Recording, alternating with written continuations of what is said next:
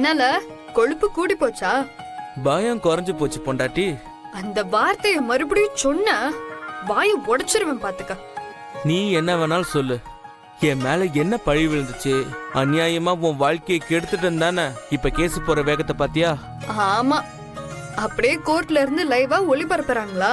நான் உள்ள போய் பார்த்துட்டு தான் வந்தேன். இப்ப போற போக்க பார்த்தா நான் நல்லவன், கௌதம் கெட்டவன்னு சட்டப்படி ப்ரூவ் ஆயிடும். ஆயிட்டு போகட்டும், அதனால என்ன?